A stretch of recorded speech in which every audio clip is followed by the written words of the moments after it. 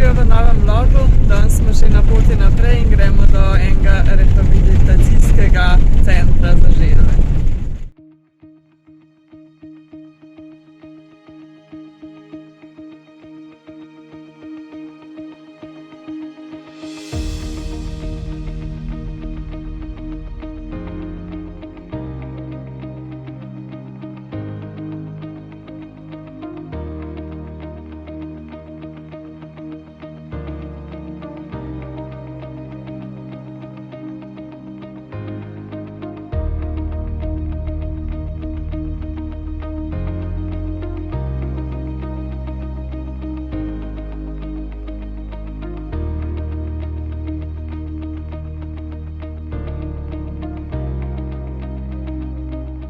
V rehabilitacijskem centru Dekamer oskrbijo poškodovane želve in jih nato vrnejo nazaj v naravo. Naenkrat je v oskrbi lahko do 30 želv, a so do sedaj imeli največ 23 želv hkrati. V Turčiji sicer gnezdita dve vrsti, glavata in zelena želva. Le četrtina poškodb je naravnega izvora, za vse ostale pa je kriv človek. Najpogostejše so poškodbe glave ali oklepa zaradi propelerjev motornih čolnov, zelo pogosta težava pa je tudi vnetje prebavil zaradi zaužitja plastike ali drugih tujkov umetnega izvora. Morske želve živijo vse do 100 let in celo življenje preživijo v vodi, le valjenje opravijo na kopnem. Na peščenih plažah skopljajo do 1 meter globoko luknjo in vanjo zvalijo 50 do 100 jajc. Valjenje opravijo na enaki plaži, na kateri so se zvalile same. Kako se orientirajo, da najdejo svojo rodno plažo, je za zdaj še neraziskano. Spol izvaljenih želv je odvisen od temperature, pri kateri so se jajca inkubirala. Pri temperaturi pod 26 stopinj se izvalijo moške želve, medtem ko se na 32 stopinj izvalijo želve ženskega spola. Male želve se nato prikopljajo na površino in se odplazijo do morja, tako da sledijo svetlobi odboja mesečine na morski gladini.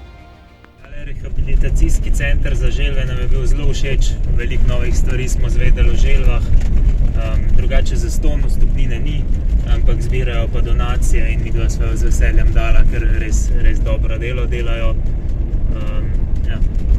Odgovorili so na vsa najna vprašanja, je en zaposlen tam stoji in če te kaj zanima, ga lahko vprašaš, tako da sva se kar veliko naučila o želvah, pa upava, da se boste vi tudi kaj.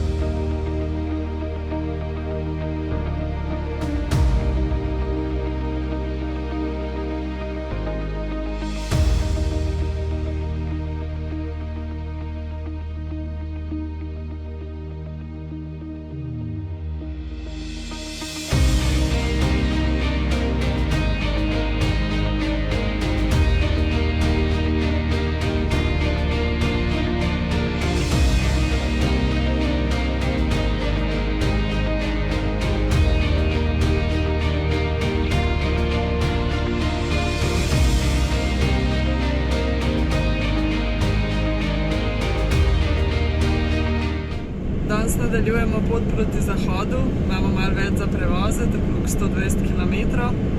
Zato, ker v Turčiji si lahko 3 mesece v pol leta in nama se ta čas počasi izteka. Mislim, da smo lahko tle še dobre 2 tedna, imamo pa še kar veliko za prevoz, zatem veliko za videti, tako da moramo malo pospešiti tempo, oziroma že nekaj časa imamo kar hiter tempo in sva že malo utrujena, ampak ja. Je pa danes drugače Božič, ki sicer ga nekaj ne praznujeva, ampak glede na to, da imamo zdaj kvazi pečico, bova vseeno izkoristila to priložnost, da spet dobro jeva. Tako da, ja, bomo prišli tja, bomo začela malo pripravljati, pa se malo nažirati, tako kot se spodobi. Ja, včeraj so pa že sladico pripravljali. Ja. Se pa ne počutimo čisto nič praznično drugače, ker je danes spet ful toplo in sončno, tako da, ja, niso to glih neki ekstra prazniki za nas.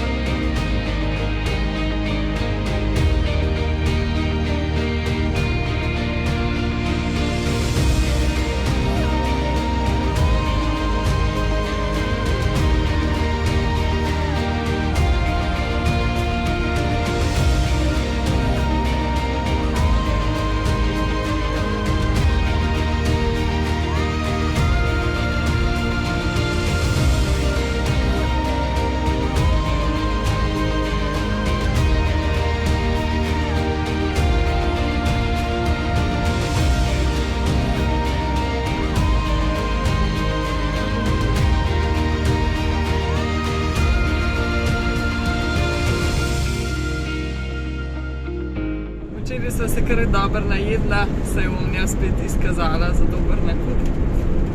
Pa potem sva seveda pogledala sam doma že 160-tič. Ja, res ni pravega božičnega in decembrskega vzdušja, ne, da bi gledal sam doma.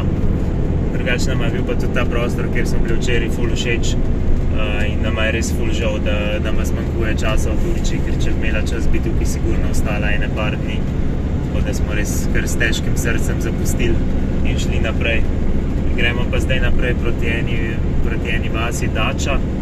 V bistvu sta to dve vasi, stara in nova. Stara je malo bolj noter, stran od obale in je pa je lepša, tako da najprej si bomo šli to ogledati, pol bomo pa videli, če se nam bo dal še nova pogledati, če ne pa ne, bomo pa spustili.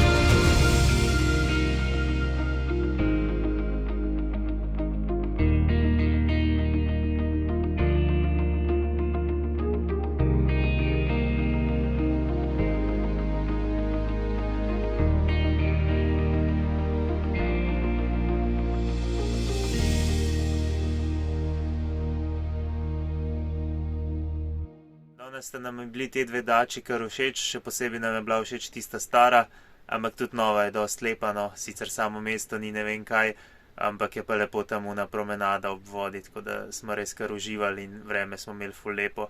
Smo se pa pol vrnili kar nazaj na ta prostor, ker nam je bil toliko všeč in tako smo se mogli mimo peljati, ker je bilo to vse skupaj danes na polotoku, tako da smo šli po isti poti nazaj.